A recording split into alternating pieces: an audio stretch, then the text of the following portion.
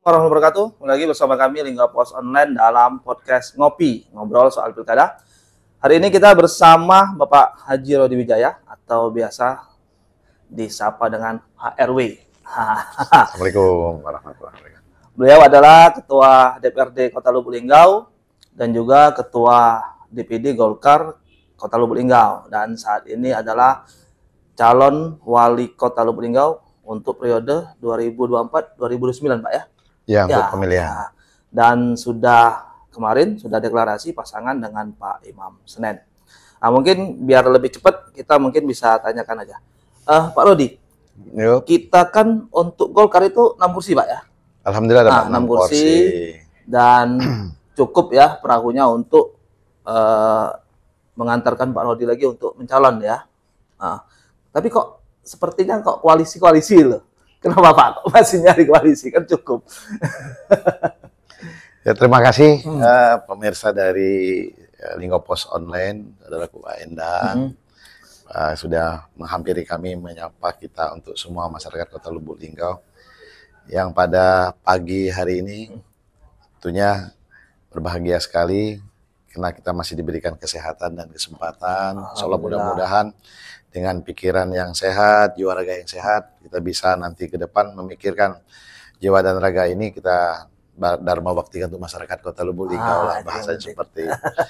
Alhamdulillah di pilkada kemarin Golkar masih dipercaya oleh masyarakat sehingga menghasilkan 6 kursi Pemilu, Pak, ya?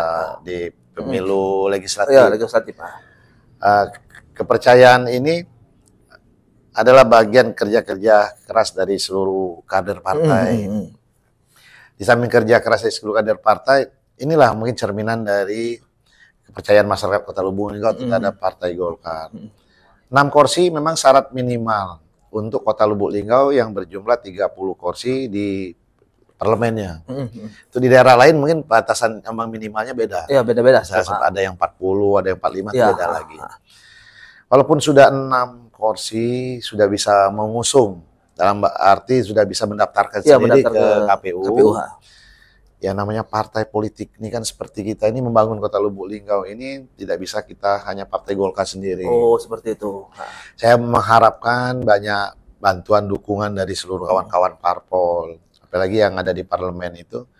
Sepengetahuan saya adalah bagian terpenting nantinya yang harus kita tetap jalin komunikasi dan bina untuk menjadi mitra pemerintah. Nah, kita membuka diri yang selebar-lebarnya kepada kawan-kawan parpol yang ada di Kota Lubuk Linggau, yang mungkin satu visi dan misi untuk sama-sama membangun Kota Lubuk Linggau ini. Ya, bagi yang mempunyai kader-kader yang memang harus mereka usung sendiri, ya kita harap maklum. Memang itulah kepentingan politik seperti itu. Tapi bagi partai kawan-kawan parpol yang mempunyai kursi ataupun yang tidak mempunyai kursi di parlemen, kita masih tetap membuka diri. Oh, tetap gitu, Pak ya? Iya, misalnya seperti kawan-kawan dari P3, PAN, PSI. Kita tetap komunikasi kalau memang bisa nanti memberi dukungan, nanti mereka sebagai partai pendukung. Oh, pendukung ya. Untuk kita sama-sama kampanye bersama, kedepannya juga membahas permasalahan lingkungan ini bersama. Jadi walaupun sudah cukup, masih tetap kita membuka diri, Pak. Kita mengharapkan mereka sama-sama bisa membangun Kota Lubuk Linggau yang kita cintai ini. Dan yang saat ini sudah final artinya baru PBB ya? Yang sudah keluar B1KWK-nya kawan-kawan dari PBB. Terima kasih kawan-kawan dari PBB. Dan masih tetap artinya membuka diri juga untuk kemungkinan partai lain artinya kan? Ya, kita bersyukur ada beberapa parpol ini memang mempunyai ini masing-masing, skema masing-masing. Ada yang namanya surat mandat. Ada surat tugas ya. 1 lagi, tugas 2. Ada yang namanya izin prinsip. Iya, izin prinsip, Pak. Jadi ada beberapa parpol yang sudah memberikan surat penugasan yang isinya sama. Pertama, mencari koalisi kalau seandainya koalisi kita kurang. Kedua, mencari pasangan.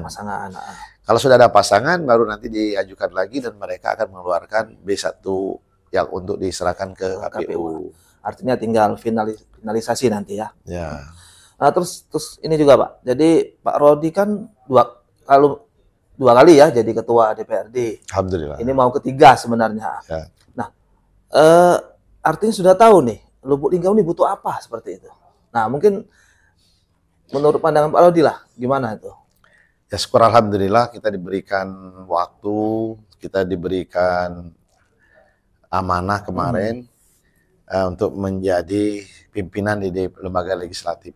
Yang mana dasarkan Undang-Undang 23 tahun 2017 itu penyelenggara pemerintah di daerahnya adalah wali kota dan DPRD.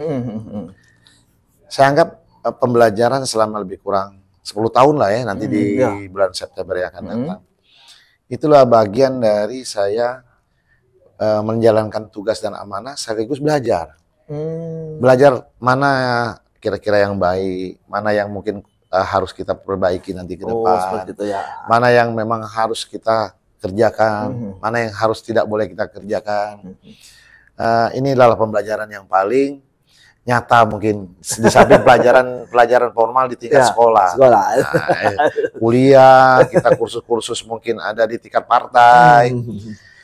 Dengan kita sudah pernah duduk satu meja dengan pemerintah, pemerintah dalam pembahasan ini diwakili mungkin oleh Sekda sebagai ketua TAPD.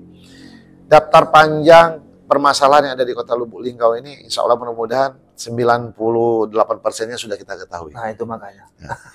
Jadi insya Allah mudah-mudahan kalau amanah nanti diberikan kepada kami, kita langsung bisa dapat melihat, oh ini yang harus kita kerjakan dalam 100 hari pertama. Ini yang harus kita kerjakan nanti ke depan. Sampai dengan 5 tahun, program-program yang kita tawarkan ke masyarakat selama masa kampanye nanti, itu bisa terlaksana dengan baik. Jadi sudah tahu Pak ya nih, misalnya oh ini tahapan pertama, yang ini kemudian dan selanjutnya seperti itu ya. Insya Allah ya. Insya Allah. Karena daftar permasalahan itu sebenarnya sudah ada. Walaupun itu catatannya ada di pemerintah di bagian Bapeda, di perencanaan dan lain sebagainya. Itu nanti mungkin jadi bagian visi misi kita juga. Nah, sebagian nanti tergambar ya? Tentang apa yang memang dibutuhkan oleh masyarakat sesuai dengan tagline kita kan. Senyum. Apa senyum? Senyum itu sebenarnya adalah pelajaran yang paling awal waktu di sekolah dasar dulu. Ibadah yang paling murah. Oh itu. Ibadah yang paling murah itu senyum. Jadi senyumlah kau, karena itu senyum itu adalah ibadah. Tapi kita gunakan sekarang karena senyum itu mempunyai makna. Semuanya untuk masyarakat. Jadi senyum itu semuanya untuk masyarakat. Jadi apa yang harus kita lakukan nanti ke depan, visi dan misi serta program. Di luar tupoksinya SKPD yang memang sudah melekat menjadi tugas dan tanggung jawab mereka. Itu harus kita arahkan menuju satu titik sasarannya untuk masyarakat. Jadi tagline-nya HRW Imam Rois, Rodi Imam Senen, Linggau Senyum. Semua untuk masyarakat. Oke. Ini selanjutnya Pak Rodi. Jadi ini kan orang banyak bertanya nih, awam nih. Nah, mungkin bisa dijelaskan di sini. Kan sayang ada yang ngomong, kan Pak Rodi kan terpilih lagi nih jadi ketua lagi untuk ketiga kali. Kenapa nggak usah nyalon Pak, biar terus jadi ketua lagi. Nah kenapa? Gimana itu Pak? Kan orang awam nih. Ya kalau dipikir dalam suatu konteks pemikiran yang sedikit, ini adalah bagian yang mungkin rugi harus ditinggalkan. Seperti itu. Tapi dalam konteks pemikiran bahwa saya ini pernah menduduki jabatan yang sama, lebih kurang hampir 10 tahun. Kita bisa melihat apa yang menjadi tugas dan kewenangan. Apa yang bisa kita lakukan. Seperti itu ya. Apa yang tidak bisa kita lakukan. Dengan jabatan sebagai pimpinan, apalagi ketua, mungkin dianggap masyarakat suatu hal yang luar biasa. Ya, pasti. Duduk sama rendahnya dengan muspida yang lain, kepala daerah ada di sebelah, ada Kapolres, Kajari, ketua pengadilan. Masuk dalam lingkungan muspida lah, seperti itu. Tapi dalam konteks bahwa kita ini harus berguna bagi masyarakat. Itu Pak, ya. Saya melihat kewenangannya sangat terbatas sekali. Ya. Sebatas kita melakukan pembahasan untuk menyetujui apa yang diajukan oleh pemerintah dalam proses pembahasan Raperda APBD. Dalam konteks kita cuma bisa mengawasi apa yang mereka laksanakan dan mengesahkan peraturan-peraturan daerah yang memang menjadi tugas kewenangan DPR. Diajukan juga kan. Tapi dalam pelaksanaan kemasyarakatan, ada suatu ruang lingkup yang tidak kami miliki. Oh. Kita sudah merencanakan proses pembangunan jalan, pemasangan tiang-tiang listrik, lampu-lampu jalan, pembangunan fasilitas-fasilitas yang lain. Kita diminta hanya persetujuan saja. Tapi dalam pelaksanaannya kadang ada hal-hal tertentu yang tidak bisa melibatkan kita. Kita minta orang ada lampu jalan mati saja, hal yang sepele. Kita mintanya ke kepala daerah dulu. Oh, gitu. Nanti kepala daerah disposisi ke kepala dinas. Yang dijawab mereka ya akan ditindaklanjuti. Nah, akhirnya ada yang terlaksana, ada yang tidak terlaksana. Ketika proses ini tidak terlaksana, apalagi di ruang lingkup dapil kita yang mungkin hanya ruang lingkup dapil yang kecil, beberapa kecamatan misalnya. akhirnya jadi beban moral. Masyarakat bilang, Pak, usulannya lama, percumanan Bapak ini. 4 periode jadi dewan, tapi tidak terlaksana. Usulan gitu. Nah, misalnya ada masuk bukan 4 periode, ada 3 periode, ada 2 periode. Nanti besok mau nyalon lagi. Tapi tidak terlaksana. Tapi karena ruang lingkup kita di tangan kita masih ada di bawah.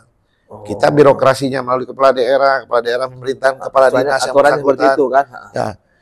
Akhirnya apa? Ada rasa bersalah juga gitu. Zona nyaman itu ada ketika kita ya dapat tunjangan, kesejahteraan untuk anggota. Ruang lingkup itu nyaman itu ketika dikasih rumah dinas, mobil dinas. Tapi ketika ada beban masyarakat yang harus kita selesaikan, persoalan masyarakat, kita masih minta bantu ke sana. Jadi saya harus melepaskan zona nyaman untuk saya pribadi dan mungkin partai. Saya mengorbankan hal yang mungkin sudah ada di tangan saya ini, ya untuk hal yang lebih besar lagi, supaya kewenangan untuk membantu masyarakat itu bisa melalui tangan kita. Oh, itu karena manusia yang berguna itu manusia yang masih berguna untuk manusia yang lain. Nah, jadi inilah Pak Endang ya, yang mungkin menjadi kita kalau selama ini kita komunikasi dengan kepala daerahnya lancar, ya karena kita sudah mengusung, kita juga bisa minta dan itu bisa terlaksana. Walaupun ada sebagian mungkin belum bisa terlaksana dulunya karena keterbatasan dana dan waktu.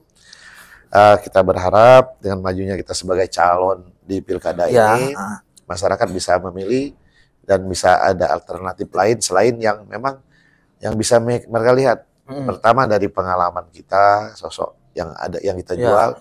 Yang terpenting program-program yang nanti kita jual ke masyarakat itu, inilah yang bisa mereka nilai. Jadi tidak mereka itu dibutakan karena adanya sesuatu ya. Ada sembako, ada diberikan uang. Jadi nilai masyarakat itu saya junjung tinggi dengan menawarkan program. Inilah semuanya untuk masyarakat. Kalau masyarakat nanti mempercayakan kepada kami, saya dengan Pak Imam Senen, inilah bagian yang dapat diterima oleh masyarakat nanti ke depan. Inilah bagian yang mungkin nanti masyarakat tunggu-tunggu untuk kepentingan depan. Bukan uang 100-200 rupiah, beras 5 kilo, mungkin sembako yang lain, habis itu masyarakat ditinggalkan. Nah, masyarakat tidak seperti mungkin daerah-daerah yang lain lah, mungkin saya sebutkan yang lain. Jadi intinya Pak Rodi itu ingin lebih bermanfaat lagi bagi masyarakat. Gitu ya. Jadi ini juga menjawab, karena dia ngomong kayak gini, itu kan karena Pak Rodi kan iparnya Pak Nanan, seperti itu kan. Nah, jadi biar meneruskan itu. Artinya ini kan terjawab tadi kan seperti itu. Kebetulan itu aja. Sebenarnya cita-cita kita udah lama. Soal persahabatan kan memang lah dari dulu dengan namanya Pak Nanan sekeluarga besar. Ya garisan takdir kita tidak bisa menghindar. Ya, yang hari ini dia berada di barisan kita menjadi salah satu dari pendukung utama kita yang harus memang menyupport kita untuk maju. Yang beliau berkeyakinan dengan dia ada di pusat ini nanti bisa menjadi penyokong untuk pembangunan di Kota Lubuk Linggau. Selama ini kan anggota dewan kan banyak, mau di provinsi, DPR RI, tapi yang konsen untuk membantu Linggau kan belum bisa dihitung. Dan ini bertambah satu yang orang yang memang berkomitmen, konsen untuk nanti kalaupun ada anggaran maupun diturunkan ke Lubuk Linggau, ada program-program pusat mungkin dibawa ke Linggau. Dan saya bisa meyakinkan masyarakat, walaupun Kota Lubuk Linggau ini tidak ada sumber daya alam, tapi insya Allah mudah-mudahan dana untuk pembangunan ke depan ini insya Allah ada dan lancar. Amin. Dibantu oleh Pak Nanan sebagai anggota DPR DPR. RI dari dapil kita Lubuk Linggau ini. Nah terus ini Pak, kemarin kan proses mencari pasangan ini, saya pikir memang itu semuanya lama ya, agak lama. Terus akhirnya berlabuh ke Pak Imam. Nah, kok bisa ke Pak Imam seperti itu misalnya? Misalkan ada contoh lain, misalnya bisa ini, bisa itu, seperti itu. Ada nama-nama lain seperti itu. Inilah namanya politik. Politik itu dinamis sekali. Sebenarnya dalam beberapa aspek kita kan mempunyai alat-alat ukur tersendiri. Kan?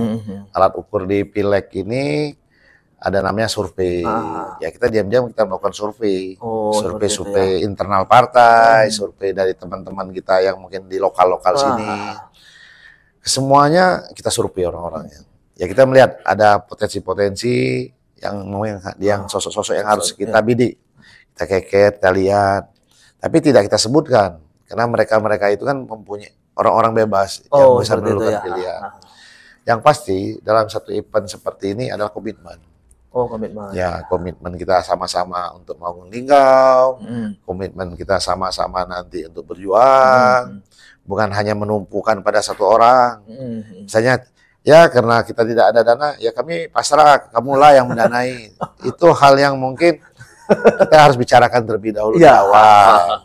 Jadi kesepakatannya tidak ada persentase segala macam itu yang ada. Yang pastinya kita sama-sama membangun, sama-sama nanti berjuang. Dan saya melihat sosok Pak Imam Senen ini ya bukan orang asing bagi kita.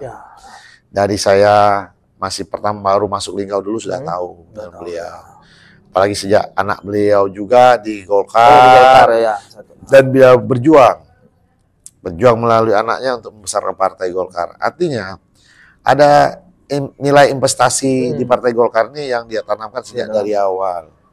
Ya, saya pikir ya awal mulanya memang dia mungkin karena kita belum menjalin komunikasi, dia terlebih dulu ada orang menjalin komunikasi dengan beliau, ya beliau jalanin dulu. Karena saya lihat dari penjelasan awal-awal kita mau berkoalisi, beliau itu orang yang menjaga komitmen. Dia tetap jaga. Ketika diajak berkomitmen, dia tetap jaga komitmen itu. Jadi saya tidak bisa abu-abu katanya. Kalau ketika saya ingin berjuang, saya ingin maju, saya sudah minta izin keluarga, masyarakat, dan masyarakat itu saya tidak akan mengecewakan mereka. Akhirnya perjuangan beliau untuk maju tetap semangat. Tetap komitmen, tetap konsisten. Yang ketika bertemu dengan saya sambut dengan tangan terbuka. Saya melihat memang banyak yang lain, tapi beliau ini sosok yang melengkapi. Dari sisi kami pribadi mungkin dari organisasi, partai politik. Dilengkapi dengan sosok yang berasal dari birokrat. Dan beliau juga memang dari bawah kan? Dari bawah. Dia pernah jadi camat, artinya sudah pernah merangkul masyarakat di skup kecamatan.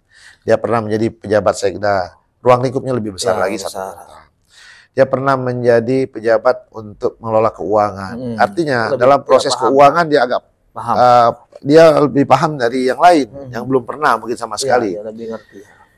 Hari ini beliau ada di lingkungan sekretariat dewan.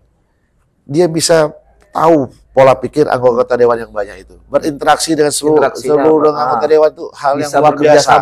Ya karena banyak kepala, banyak hal yang dia dapat pengalaman seperti itu. Dan saya juga pernah bermitra, saya ketua, dia sekwan.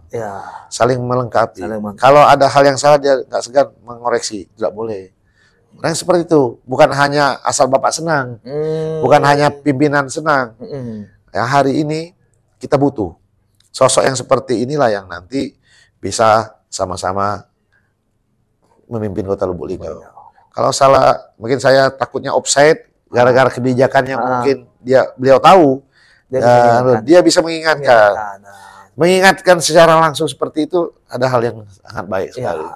Yang diuntungkan siapa? Masyarakat. Bukan hanya nanti kepentingan masing-masing. Yang satu membawa kepentingan keluarga, yang satu lagi membawa kepentingan bisnis. Ketika ada di tengah, kepentingan mereka terakomodir, kepentingan masyarakat terabaikan. Nah ini yang mungkin dalam pemikiran kami mungkin sangat jauh gitu ya. Itu harus kami kedepankan. Seperti saya lihat sosok beliau itu anak-anaknya juga nggak terlalu banyak nanti merecoki birokrasi karena tidak sudah ada yang pengen mapan. Nah, beliau juga dari sisi saya juga mungkin tidak ada yang berkecimpung di dunia bisnis. Jadi soal remeh-temeh soal pembangunan Lubuk Linggau ini kita serahkan yang ahlinya. Dengan ahlinya. Bukan hanya kita jabatan ini jadi batu loncatan untuk hal yang meluaskan, mengguritakan kekuasaan. Atau bisnis menjadi bisnis ini lebih mengakar. Mungkin kami sudah berpikiran seperti itu. Biarlah masyarakat yang menilai. Oke. Jadi memang tidak serta-merta atau langsung dengan Pak Imam Sadayan artinya. Jadi makanya berakhir kemarin Rois ya. Deklarasi. Deklarasinya Rois. Linggau senyum. Ya. Nah, itu. Oke, mungkin itu kita dengan Pak Rodi hari ini. Terima kasih Pak Rodi atas waktunya sudah hadir dalam podcast kami. Pemirsa, demikian podcast kita hari ini. Apabila Anda menyukai podcast ini, silakan bagikan dan di like. Nah, demikian dari kami. Wassalamualaikum warahmatullahi wabarakatuh.